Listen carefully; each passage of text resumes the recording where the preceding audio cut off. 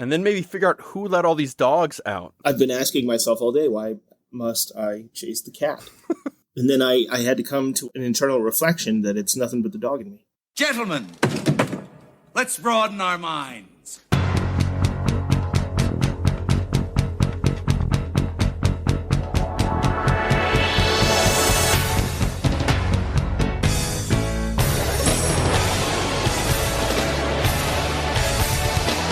Are they in the proper approach pattern for today? Negative. Hold weapons! Now! Charge the lightning field. Here we are again, bro. Just you and me. Same kind of moon, same kind of podcast. Real number 10, remember? Whole platoon, 32 men chopping to meat. We walk out, just you and me, nobody else. Right on top of them. Not a scratch, not a f***ing scratch. You know whoever got you? They're coming back again. When he does, I'm going to cut your podcast right into him. I'm going to cut your podcast into him. I am very confused as to the logistics of that. You can be as confused as you like. It's still going to happen. Just like this podcast. Whether or not you understand what's happening. Anyway, welcome back to the podcast, everybody. I'm Jake. I'm Skip. This is Dispatch Ajax, where we cover a multitude of geek topics or just things we want to talk about. We explain geeky things to people who don't know or understand, and also appeal to those who just want to know more. Like you. I'm looking at you. No, everybody. I'm talking to them. All right, not you. They. If I could not talk to you and just talk to them, though, mark me down for a big yes. Well, then why am I even here? Oh, we've gotten to the existentialist part of the podcast, folks. Oh, I see. No, today we're not hunting skips. We're hunting. What's that useless piece of skin around a podcast? I just skip right over it. I don't know. You should be proud that they literally have a button for you on every podcast app. I just pop up like in Mortal Kombat. I'm like, Dusty! Babality. Why couldn't they do that in one of these shitty Mortal Kombat movies? Turn one of them into a baby. Well, I mean, the short films that were then made into a larger thing, those were good. Anyway, another character that is on Mortal Kombat in the pantheon of the series is the Predator. Mm-hmm. And I would like to discuss the Predator a bit, if I may. May I, Skip? We're going to have a frank talk about the Predator. This is like the sex talk. Predator, we need to sit down. Look, you're old enough now where you need to learn about the Predator. I was cleaning your room, and I found a bunch of spines, lots of bones. Now, I was expecting this to happen just a little later, when you were more prepared for this. That's really good, yeah. My dad, I remember us watching TV, and he was flipping around. It was like that brief periods where he had like free cable for a promotion or whatever. Mm-hmm. Came across, I remember looking back on it now, it was 100% Predator. And I was like, Dad, what's this? This looks like interesting. He goes, I think that's Commando. And he immediately turned it off. God damn it, this is the Commando channel. He's like, he knew I was smart enough to know that it was obviously not Wizard of Oz or whatever, but at the same time, did not want me to watch Predator. Even though, why is Commando better? I don't. Well, I feel like there's a lot of people who weren't as into Predator because they thought it was just Commando with an alien thing. Yeah, and they came out really close to each other, didn't they? Yeah. I want to say it was maybe 2-3 years apart. I wanted to do this podcast because this month is the 35th anniversary of Predator. And next month, I believe, the new Predator film will be coming out. Prey. What? Really? Did you know about that? There's a new Predator film. It's called Prey. What? It is set in the 1800s in America. I like this. Where Predator is hunting some First Nations people. Ooh. It's also apparently the first film that will be done in all in Apache. What? So you can watch it that way. Cool. It'll be on Hulu. Yeah, it is cool. Wow. Not too bad. Not too shabby, Hulu. Wow. Okay. Is Danny Glover in it? Danny Glover wasn't born yet. This is the 1800s, Skip. But he beat a predator. Lies. You can't prove that to me. Look, it doesn't matter what century it is. He's getting too old for this. You know, that's true, actually. Personally, for me, I can't remember when I first saw Predator. I must have been pretty young, 7 to 10, somewhere around there, I would think. That's the key demographic for that film. Yeah. Yep. Anybody going into second grade, they need to see Predator. Mm-hmm. Well, as a warning to the rest of you. This is what's going to happen to you. You with me on the playground. Mm-hmm. But I also don't remember a time when I didn't adore it. But there was something like about the Predator, I never really felt scared. But maybe that's just because I saw it so young, because it's definitely supposed to be scary. And as the years went by, Predator was always with me. He was always behind me in the hazy shadows. There's one set of footprints.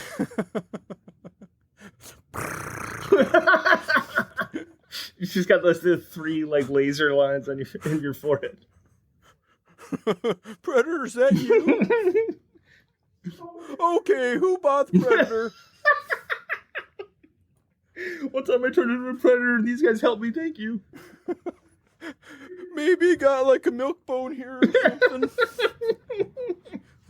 But it's definitely become one of those films that whenever I see it on the TV, I just glue my butt right to the couch. You know, like a Die Hard or Big Lebowski. Is there a film like that does it? Yeah, for you're you? running out of couches at this point, man. How else is my butt gonna stick for the long term? Well, yeah, I'm the same way with Raiders. And Raiders is a tough one to leave. I remember as a kid, there were 2 movies that I had on VHS that I would play just the first like 10 minutes of, so I could memorize them, and I'd play them over and over and over again. It was Raiders and Star Trek 6, just because I had them. Because if I was going to watch Star Trek 2, I knew it was going to be a thing where I ended up crying, and then I was going, it's a whole deal. So it was probably, I'd say Raiders probably. Star Trek, is that Undiscovered Country? Yeah, it is. Yeah, okay. Yeah, and the only reason I watched it is it was the Sulu thing, and I thought that was really interesting. And it's kind of like separate from the rest of the movie, so you could just watch that part, and then you don't have to be invested in the rest of the film. Mm-hmm. As an ADHD kid, that's convenient for me. Lebowski, I'm with you on Lebowski, though. I mean, obviously. Yeah, I mean, it doesn't matter where you come into Lebowski. You're like, oh, You gotta watch right, this. I'm here. Yep. Yep. Sit down, bitches. We gotta watch this. This is what happens when you find a stranger in the Alps. Yeah, right. When you get done with your what have yous. Is this your podcast, Larry? Larry, is this your podcast? We know You're killing your father, we know Larry. this is your podcast, Larry. We know this is your podcast, kid. Just give me the money, asshole. If you do not listen to podcasts, we cut off your Johnson. What'd you say? Apparently, you're not a podcast. Oh, that must be exhausting. Predator, I think, is a tremendous film. It's good. And I think it has many layers that has kept me coming back to this killer onion over the years. A lot of people think of this as a dumb action spectacle.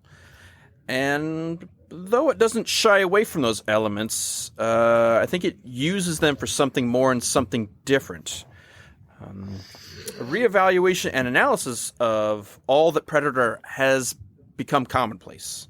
A lot of people have kind of covered this ground. It's well trodden, but much of what I'm about to say may not be as impactful as when I originally thought it up, which was like 10 to 15 years ago.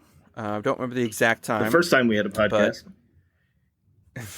Sure, yes. Then, whenever that was, Skip and I were sitting on a dumpy bed in a motel after a long day at San Diego Comic-Con, and after much alcohol. Chula Vista? I think we were in Chula Vista.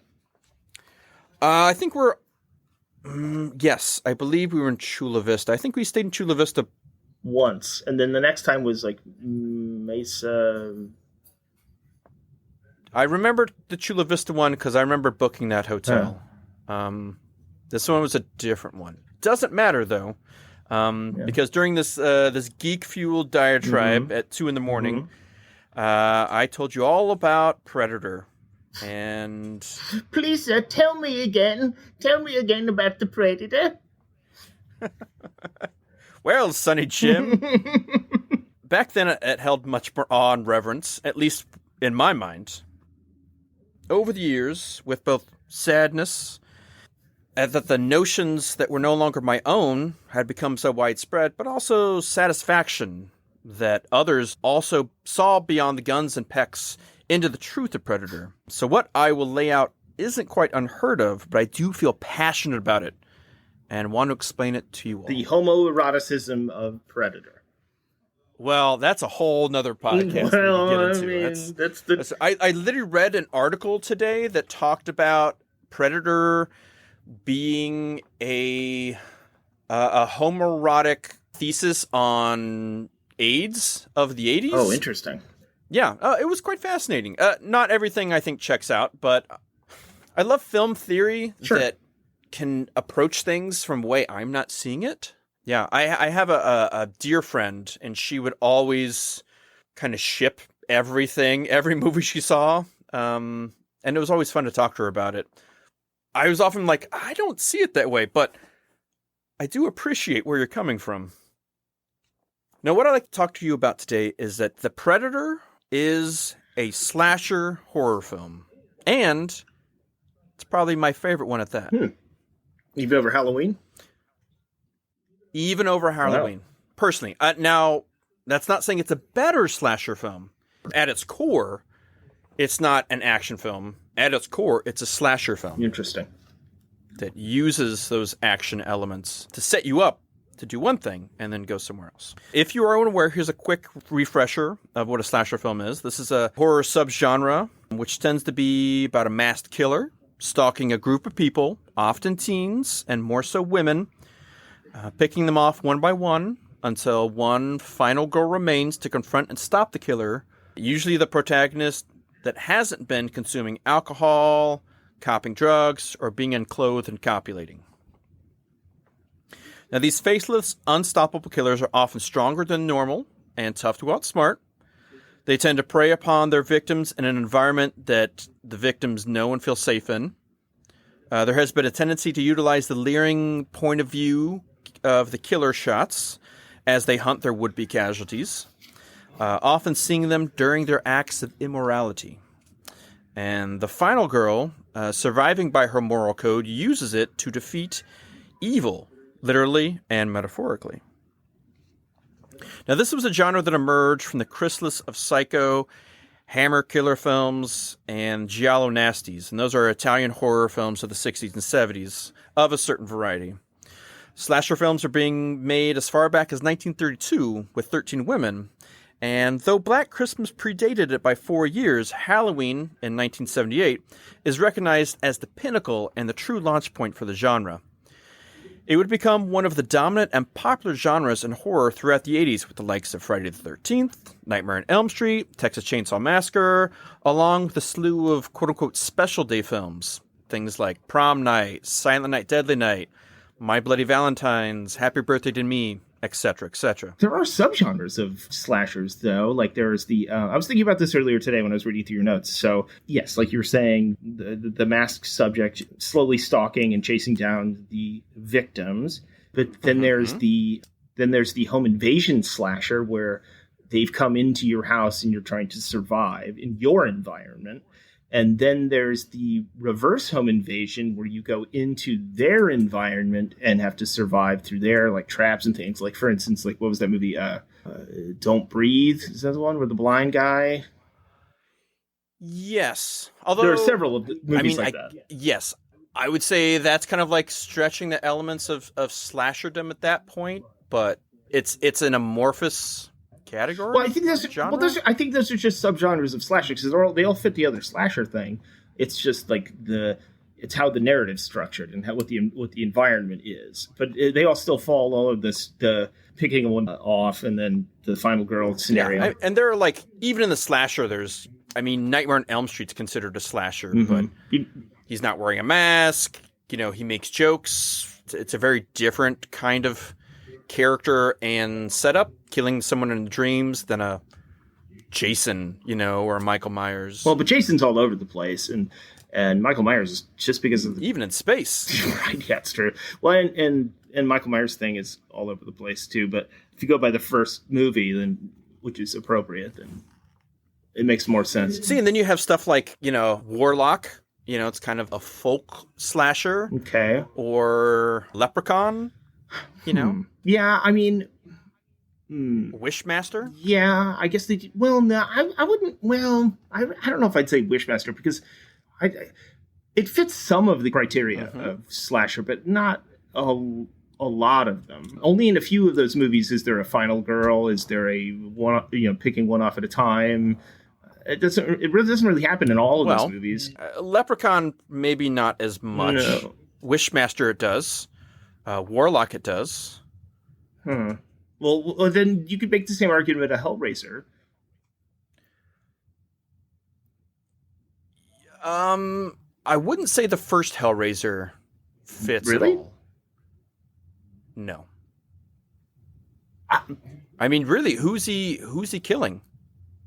Well, he's after the what's her name? The girl. Yeah, but he's not really stalking her in the same way, and you have the stuff with the mother. I don't think Hellraiser, at least not in the first film, works. And I would even question whether the second film. I think maybe as it goes further into the genre. The second film it does kind of ruins the first movie, but in the first one it's kind of structured like Scream, where like you have this outside force and there are the sins of the father or whatever, or like causing the thing to happen, and then the girl has to survive it, and she's the final girl, and she ends up being the final girl because in all of those movies... she's like the only girl. I mean, the uncle, he escapes, and the mother. Right. There's no one else being killed. I mean, there's a whole lot. Well, the new other things going stepdad on dude, there. the new stepdad, he gets killed. Doesn't he cut his face off and wear it? Yeah, Uncle Frank does that.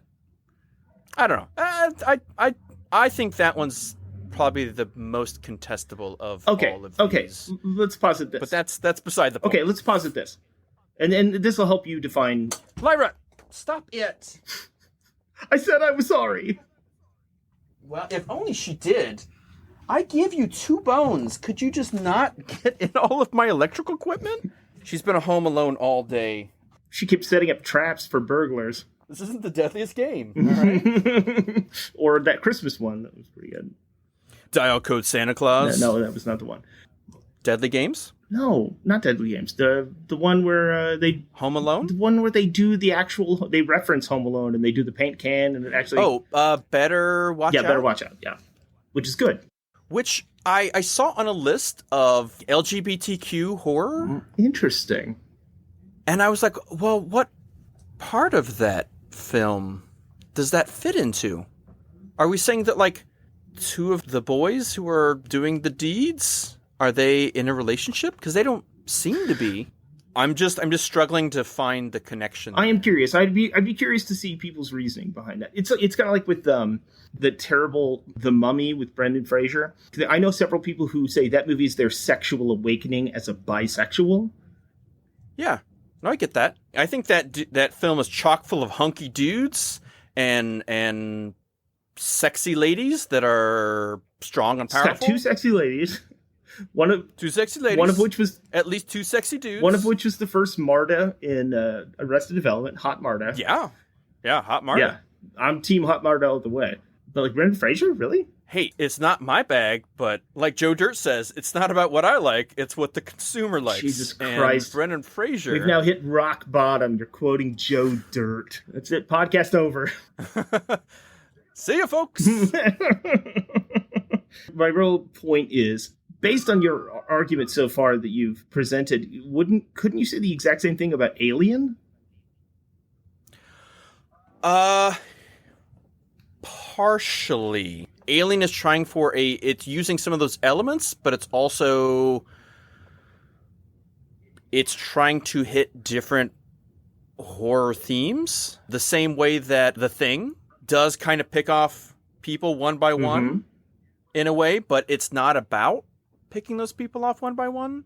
It's about making so nobody trusts each other and nobody knows who the thing is. I think there's much more having to do with body horror, and there's no motivation behind the killings. Because why did they never, except for the weird, stupid garbage in the prequels. Well, okay, here's why does Alien kill the people at all? It's not eating them. Let's say it's not a xenomorph. Let's say it's a giant tiger. Mm-hmm. Same scenario. Okay. Is that a stalker? Is that a slasher film? Did you see, what's the name of that movie? Ghost in the Darkness? Ghost in the Darkness? Yeah. You could make an argument. About the man-eaters of Sodom? Yeah, you could make an argument for it. You could, but does it feel right? So, slasher films went on to fall out of fashion, straying into almost comedic realm, then providing the scares they were originally intended for, only then to have a resurgence, and then somewhat recede again. But during the 80s, the knife-wielding killer tended to reign supreme. At the same time, another genre was bursting onto the scene. The time of the Ubermensch had arrived, as muscle-bound, huge, gun-toting forces of nature blew a hole in the box office. Jesus.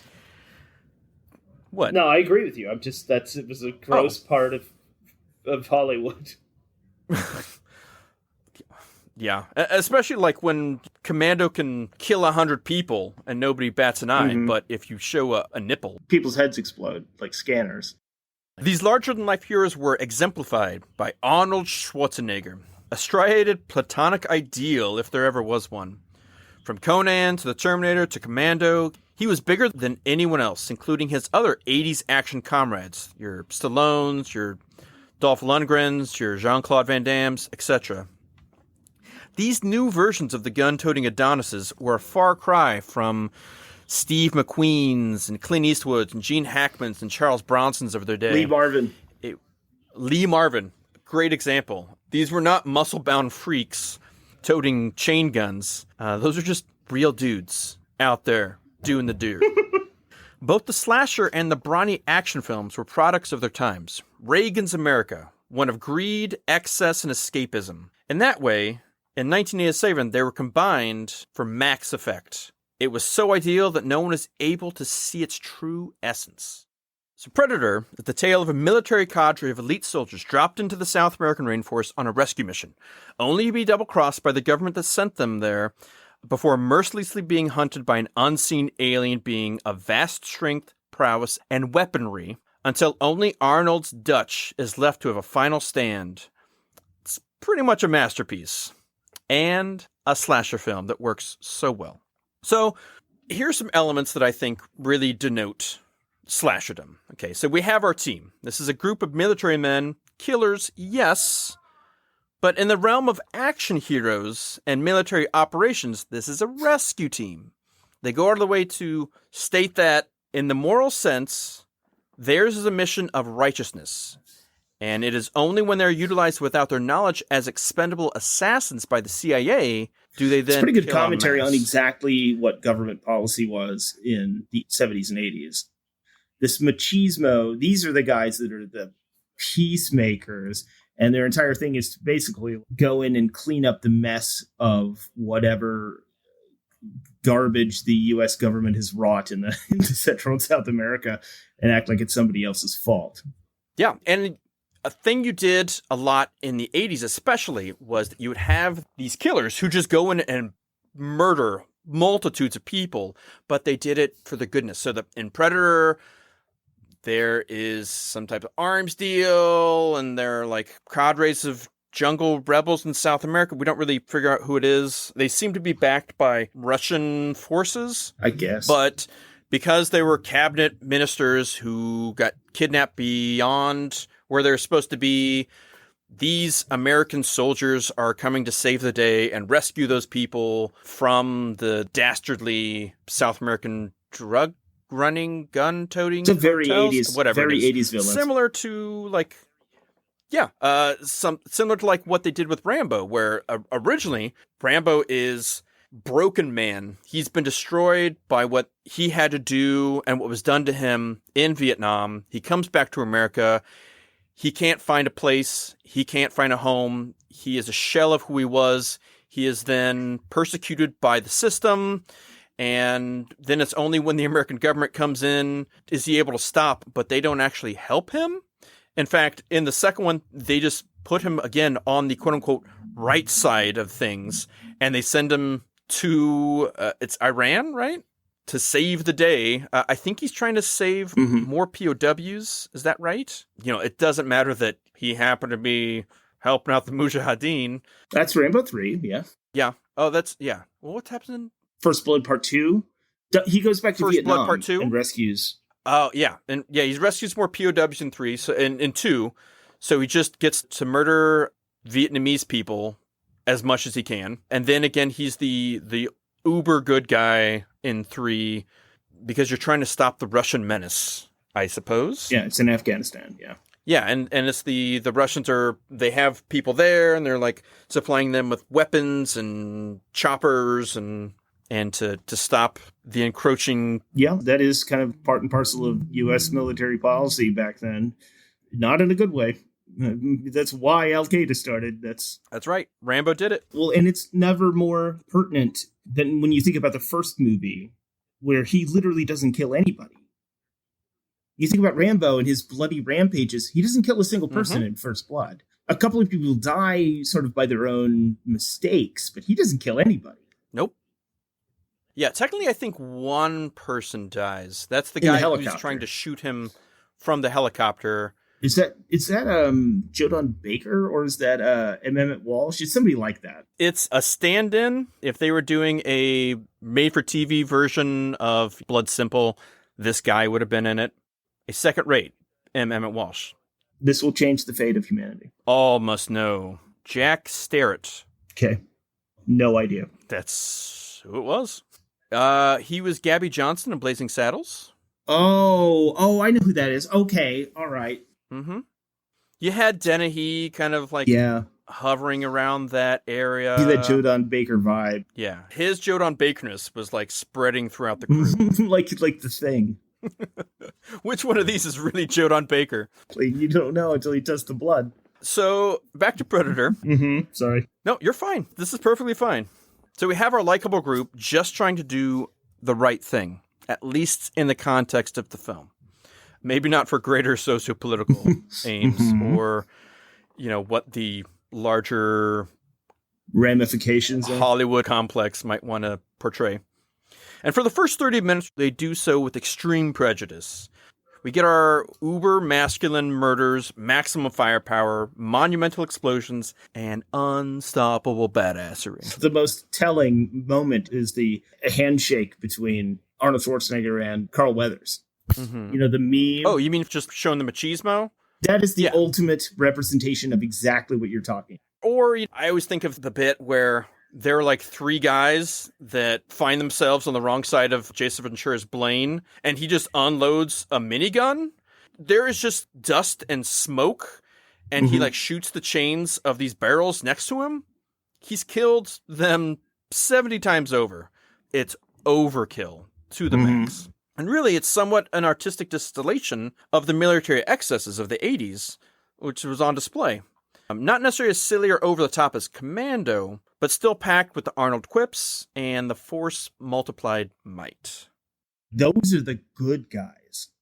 Those fools are the good guys. And they're the most like... well, you know how they're the good guys. They have the biggest muscles. Exactly. Yeah. They have the biggest veins. Might makes right. Because apparently Vince McMahon makes all these movies. Oh, Vince wishes. So our giant muscle-clad heroes who are hunted by the ultimate predator, a Yautja, which apparently is what the race of predators are called. So I was looking up fanfic of Predator, and this kept coming up, and I was like, "Oh, is this like Yowie? Yahweh? But no, not Yahweh. Yahweh ben Yahweh, the Predator. So a predator or a Yautja is a hulking muscular creature, masked and alien in every way. He has a plasma cannon, but it is the wrist gauntlet blades that really strike a primal fear. He kills, takes trophies of the bodies, and especially desires skulls and spines, the most phallic of bone structures. These men he is hunting are the biggest and the baddest. They have the ultimate firepower and are in their element no matter how dangerous the jungle or other soldiers might be. Their surroundings are just another danger to them, but they take it in stride. They've been here before, they'll be here again. But they have been set up upon being across the border, separating the victims and their killer. Similar circumstances can be seen as parents away during a holiday, maybe they're stuck at a summer camp, etc. But unlike camp counselors or teen girls babysitting, these are the ultimate of trained military might, full of guns and guts. Nothing's going to stop these guys, right? Roids. Roids ain't going to stop these guys, right? No, but I mean, it's a Roids ain't going to stop these guys, right? Don't hit me! Don't hit me! Don't make me! But once the Predator starts killing, he gets two of their crew, and they utilize their entire arsenal to literally pulverize and lay waste to the jungle, but only to hit nothing. Their hard and heavy, most masculine elements are impotent. All that big, hard, penetrating kill power is useless. Throbbing AK-47. I mean, really? Yeah. Honestly, it's hard to think of anything they could do to emasculate these men more. They take away their one huge, phallic, pulsing, hard, awesome manliness, and it doesn't mean anything. So in The Predator, really, violence is substituted for sex, at least in the actual act. The Predator creature only wants to kill those that kill themselves. Their violence, however set up to be moralistic on the tentative compass of the plot, is still their fatal flaw. It is set up in the film as being necessary for sport, that the Predator would then kill only those with weapons. But if you delve into the subtext of the genre of the film, their sexual nature is their armament, and it's quite prevalent. In the slasher genre, sex is a big taboo. Like, if you've ever seen Scream, Right. if you have sex, you're going to die. So when you switch, you take out sex, at least in the most literal way, and you kind of substitute violence as one element of that sex, then those who do that violence, who kill themselves, are available to become victims themselves. Now, that's not the only sexual element that is paired. We have the knife or the machete phallus and all that. Yeah, that's the thing. Yes, you can read all of their guns. The chain gun directly in front of his cock area. Well, he is a goddamn sexual Tyrannosaurus, so.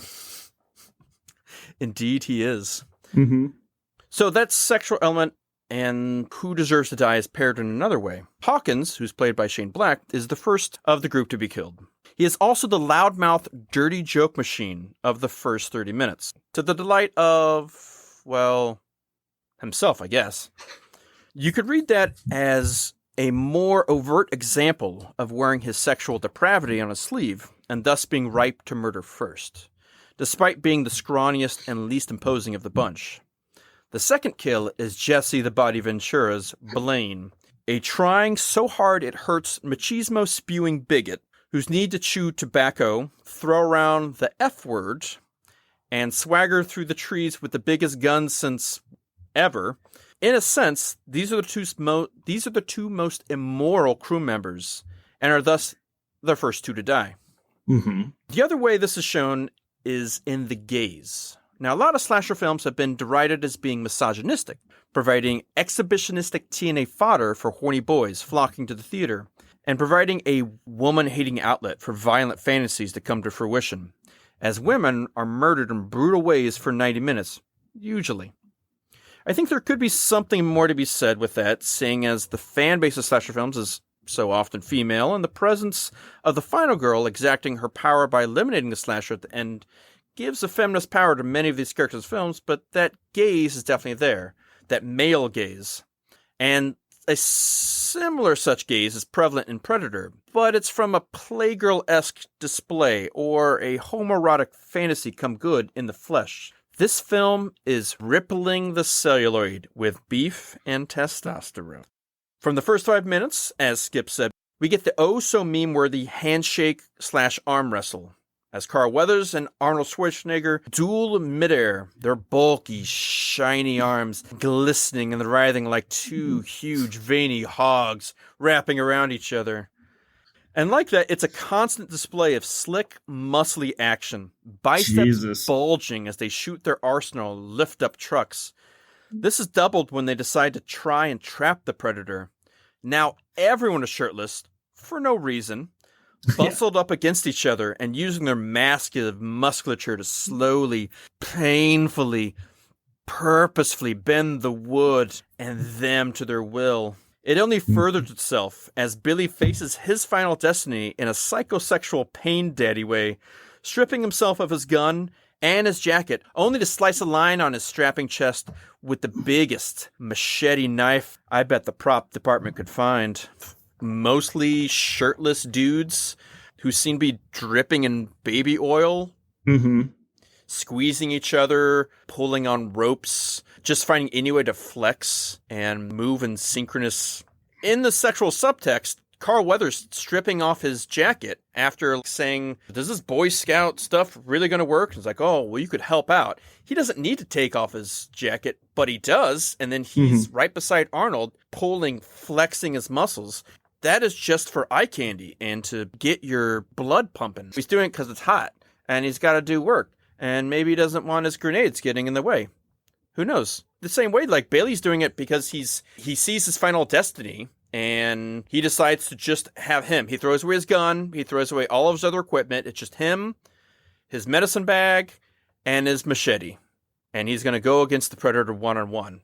I mean, that's what I'm sure it's in the script for. Bareback, yeah. Yeah, well.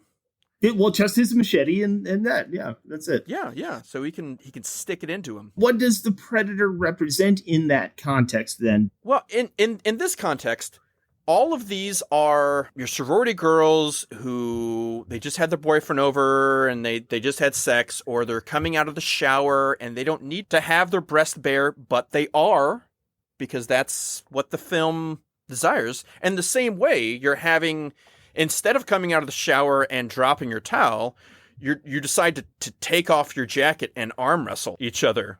So the first kill, he slashes, and we see blood splashes onto Anna's face. Okay. The second kill is Blaine, and he penetrates him with his plasma beast, eviscerating him. Then we don't have another kill until Mac, who's been shaving his head the whole time. It's very focused on his face and his head.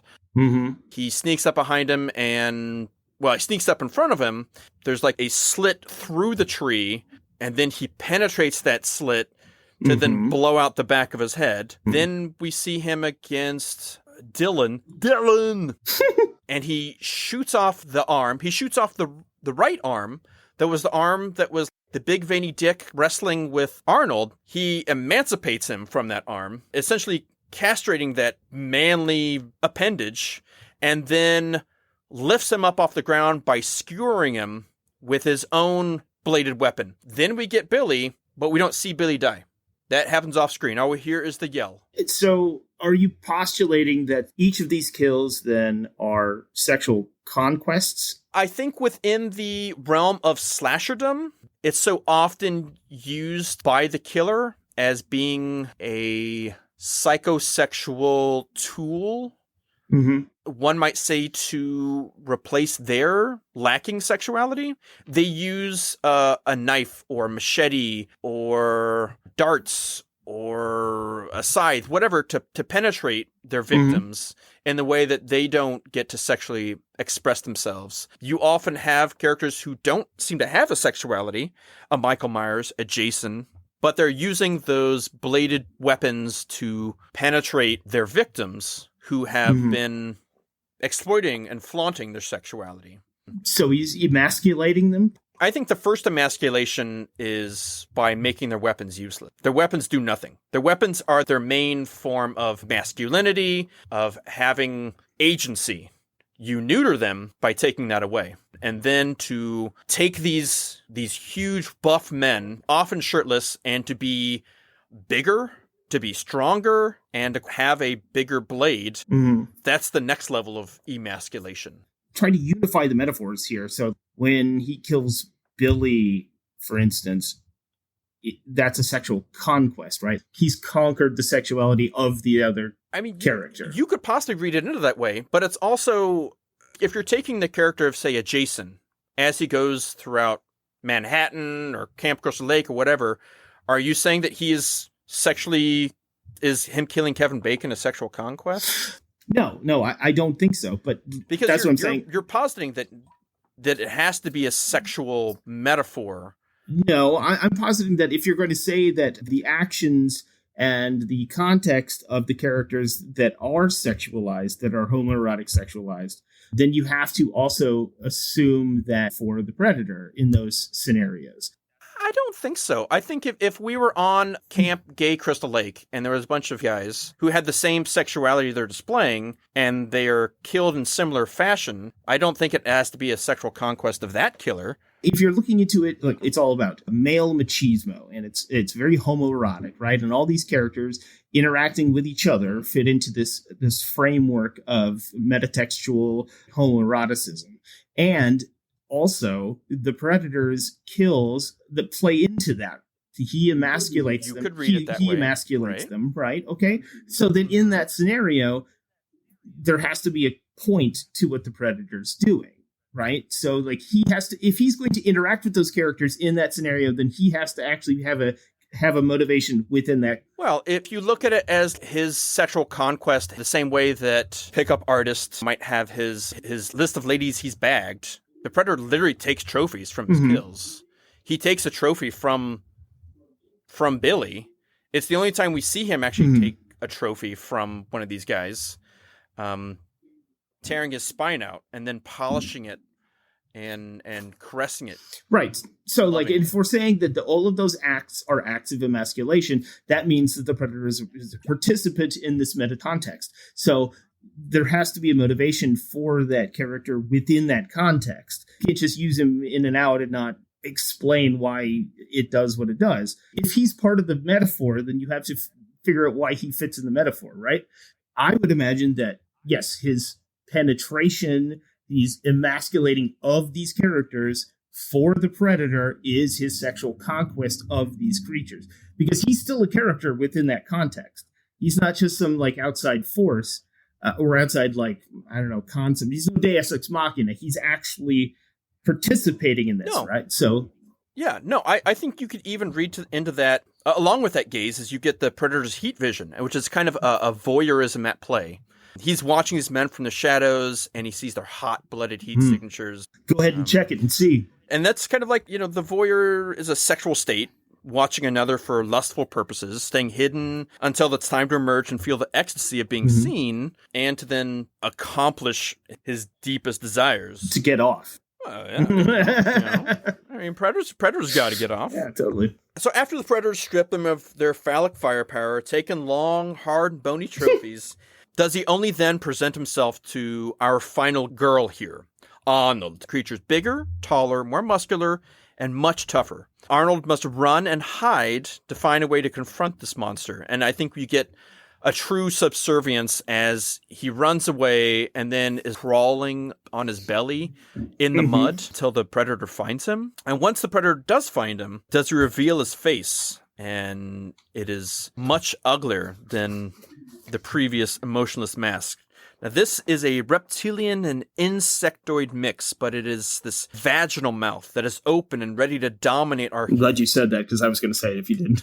It's very vaginal. Oh, yeah. This is a nigh transsexual mix of brawny maleness and the creeping intimate feminine mixed. A feminine figure that not only physically dominates the man, but comes with the protruding teeth of the vaginal mandibles, a harking back to the vagina dentata, a folk tale and psychological hang-up where the fear of emasculation and castration is prevalent. A vagina that eats and kills. Like the movie Teeth? Yes, exactly like the movie Teeth, yes. This is a vagina that can fight back and forcibly remove the man's power at the source. Samson and Delilah a little bit more explicit. I think this psychosexual design of this creature and its universal cohort, the xenomorph from Aliens, I think this leads a lot to their enduring presence and their fascination in the zeitgeist, where you have a vaginal male and a male female that penetrates. There's so much psychosexual stuff going on in both of those films. And yeah, and I don't think they're quite the same. Oh, no. I feel like they're two sides of the same coin that make them all that much more interesting to look at. Because especially if you compare this, what they came up with kind of last minute, compared to the original Predator design, which is kind of like this big red lobster with Jean-Claude Van Damme in the costume. Oof. So with a Predator that's 5 feet tall. Okay, great. Yeah, literally. They decided to go a completely different route, all for the betterment of everyone. Yeah, Alien was the same way. It was Star Beast before it was Alien. Exactly. And then you didn't get the phallic nature of the inner mouth. Oh, by the way, just as a side note, we rewatched the Neverending Story recently. Okay. Did you say her name? I sure did. It is Moonchild. Go back and look at the scenes where they call Atreyu to the Ivory Tower, and look at the entrance to the tower. Google it right now. Entrance to the Ivory Tower. Never-ending story. Da, da, da, da, da, da. This flower thing? Oh, you think it's a flower, do you? I'm just saying that's, It's 100% a vagina. It even has a labia. Oh, okay. I was seeing it from a different angle. Nice. I even like how it kind of has a clit there. Yes, it has a labia. It's got the... Yeah, it's... Oh, man. So is this him developing his sexuality, in the lacking presence of his dead mother? Well, I don't want to make it about parents and gender roles, because that doesn't... I don't want to say that at all. I think he's just kind of an awkward kid who doesn't know who he is. Think about the commentary about Treyu being very androgynous. Mm-hmm. And then Artak sinks into the mud. The darkness that is impending, that's coming, that is his puberty that is encroaching on the virginal landscape of his childhood. I don't think you're wrong. Just leave Artax out of this. I had to leave the room. See, my question is, what do the rock biters mean in that context?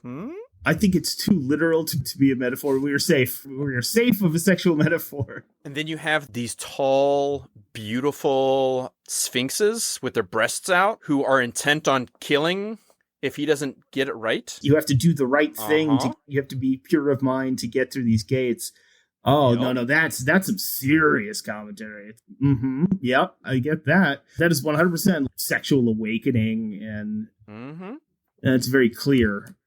No, it's 100% a vagina for a kid's movie. Yeah, and he has to say the name of his dead mother so that he can move on and find his own way to be a sexual awakened being. Mm-hmm. I'm with you. That is basically what the premise of the film is. I don't know about the book, but... I actually own the book, but I haven't read it. But I will. I'll let you know what happens. It's supposed to be great, but... So Arnold becomes the final girl after he sends the former woman captive, Anna, away without the weapons. To the chopper. He must confront the Predator, and he gets his butt kicked. But in an almost folk horror way, he goes to the jungle for his power. He uses the mud to camouflage and makes rudimentary wooden weapons to confront this El Cayache Trofios de los Hombres, meaning the demon who makes trophies of men. A local folk monster that hunts men when it is very hot. And like so many other slashers, when the trap is set for him, he zigs rather than zags, sensing the danger, only for Arnold's last resort to be utilized, saving his life, and thus crushing the Predator with his own giant wooden phallus. Mm-hmm. I think there's a lot going on, from the minimalistic but memorable characters, the genre shifts that keep you on your toes, and the wonderful design of the creature and its mysterious aims.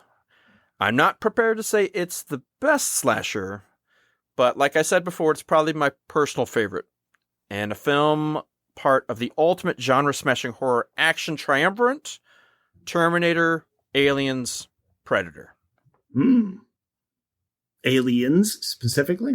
Aliens. I think Alien is just a horror sci-fi, but Aliens is action sci-fi horror. Same way that Terminator is action sci-fi horror and Predator is action sci-fi horror. I agree that those are the way that we define those, and rightfully so. But at the same time, when you brought up your criteria for Predator, I just kept thinking about how Alien kind of fits into the same. It's eerily similar in that.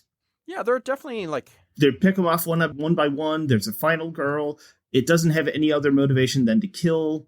Obviously, you could maintain that it's literally a slasher, like with its method of kill. It hunts them down. It just lurks from the outside. Of course, you never see it through their vision, but not every slasher is like that. So I think you can make a solid argument about Alien being that.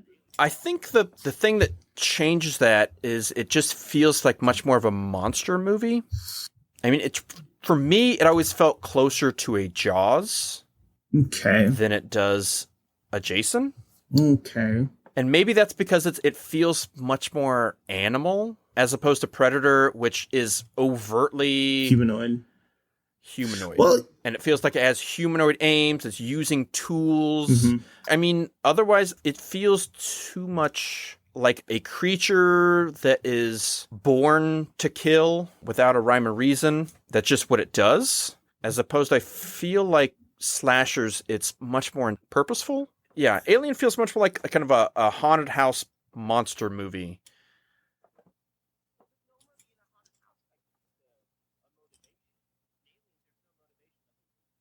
I think you bring up a lot of really good points about that. It opens up a lot of other questions about a lot of the other genre films, though, which is not a bad thing, but something we really have to think about. What constitutes a slasher? What constitutes genre bending? You know, because I mean, like Alien and Predator alone, well, especially Alien, what Alien is, you're right, a horror sci-fi, and Blade Runner is a sci-fi noir, and Predator is like an action sci-fi horror. Yeah. But I think at least I would say the things like between genre like mashups and like genre switches, because Predator definitely starts like you get on the track, this is an action film, and then it takes a left turn and like, oh no, this is a horror film. Sure. Which is I mean, that's the tasty pudding in the middle. That's what really makes this film work, I think. Oh, absolutely. Is that you're brought one way and you're shifted another. I think Alien also, you kind of get like, this is exploring, this is science fiction, they're on a ship. It doesn't like go that long before you start get the horrific elements. I mean, it's much more designed just to be a horror and not like to switch the genre on you when you're not expecting. Yeah. You're talking about the house that Quentin Tarantino built, if you want to talk about genre switching. This is not the house that Jack built. Oh, is that the Lars Van Trier one? Yeah, did you ever see that? I haven't. I keep seeing it. I'm like, maybe I should watch it. I don't. I mean, it's something, but it didn't look that good. Fine. So I was like, meh. I just don't think it's a necessary watch for you. I did that for you. You don't have to. Oh, I appreciate that. I do that with a lot of like low budget movies where I'm like, I'll watch this so I can explain it to Jake so he doesn't have to waste his time watching it. Yeah, I saw a movie like that just recently. The tagline was Jaws meets Saw. Oh my god, Saws! And I was like, okay, I'll see this. All right, nobody else needs to. Okay. Yep, that's how we work. I just sent you a picture link. Oh yes, that is wow. That's a clitoris right there. Yeah, I thought you were talking about. I was. Then I saw that picture. The tower. Yeah, that is... Wow. That's got the whole kit and caboodle. That's got everything. Man, see, this is one of those things where you see the film as an adult, and you're missing these... Oh, big time. I mean, I get it. It's about sexual awakening. I don't think there's enough actual academic study about that film in that sense. I think there should be, but... Well, Maybe you'll hear that on this podcast in the near Oh, future. it might be. We'll polish our Orin, and then you can... I'll read the book too, so I can Do you have more? We could go on and on. You can read so much into this film. I think any film of not necessarily exceptional quality, but of worthiness will have enough elements and layers that you can pick apart and you can read in a multitude of ways. I think that gives them a richness and allows for different contextual understandings. Mhm. I think my general thesis of the slasherdom and why I feel it's a slasher, and a good slasher at that, for Predator is there. It's a valid argument. And it sparks a good debate whether or not... Judge me, Judge Dredd. Yay or nay? I can't give you a yay or nay. Yay, oh, nay. How many years in the ISO cube do I get? Your fate is tied into Planet Hollywood, as far as I'm concerned. So is Corey Feldman's. Oof, that's rough. At least you didn't say Corey Haim, because we already know his fate. Yeah, back to work on the Haim gang. That's what you do in the afterlife. They chain you to Corey Haim, and you have to break rocks. Wow, that is hell. There is no God. You have to smash up VHSs of Dream a Little Dream. Of License to Drive or whatever. Doesn't matter. It's just a big pile of VHS you have to... That's all it is. But anyway, so that is a Predator podcast. We don't only do Predator, we do other things, as you should have heard by listening. 'Cause Mostly Highlander. there's lots of Highlander in It's there. like 5 episodes. You never know when you get another Predator podcast, you know? Yeah. But after this pod, you can go look up the trailer for Prey. Actually, it comes out August 5th. I'm assuming this podcast will be out before then, August 5th, 2022, because you may be listening to this year XV99-bleep blop on your magnet crystals with your hyper design drives. It's like having to explain the iPad to my mother. That's on your scrying cube with the wizards that are speaking to you. He's coming back. Predator? And he's coming for you all. You know who else is coming? Us! We'll be out with you next week or sometime thereafter with a new podcast. Make it sound like we're doing a live show. I wish. It's always live. It's live to us. It's live in my heart. And it's live in your ears right now. I feel like we could do a lot more talking about this. I'd like to get into Predators. Well, and even Predator 2, to be honest. We can leave the Predator out of it, but... No, well, if we're doing the other ones, we might as well do them all. Yeah, it's true. We could talk about all of them within the context of your premise. And I think Predators does a really good job of counteracting a lot of that stuff, or at least acknowledging it. Yeah, I think a problem with a lot of the other sequels, they kind of miss the point. Yeah, well... I mean, yeah, in a lot of ways. It's like Terminator. You don't have, a lot of issues. There's a lot of not having the right characters, not understanding the juxtaposition of the Predator in this. They get it wrong. Rodriguez at least kind of got the premise and then wanted to reverse it. Like, at least he understood it. That movie might be flawed, but I mean, like, at least he gets it. You know what I mean? Him and, what is it? Nimrod? It's Nimrod, I think. Anyway, we'd like to thank you all for listening. Mm-hmm. If you wouldn't mind liking, subscribing, sharing. I mean, if you dig what we're doing, maybe even give us a 5 vaginal mouth review on iTunes or your podcaster of choice. It's a weird way to say that. That is how the algorithm tends to display us to the masses. Out of context, vaginal mouth does not really help our standing. So... I'm just... Is someone cutting this out and replaying it? Because that's their own fault. Well... They made the poor choice at that. Mm-hmm. Maybe it's weird that we focused on that. Oh, well, for Skip and myself, This has been Dispatch Ajax. Sure has. And... make sure you support your local comic shops and retailers. And on behalf of both of us, we'd like to say Godspeed, fair wizards. Yay! Huzzah! Huzzah, we done did it. We done did it good. Please, go away.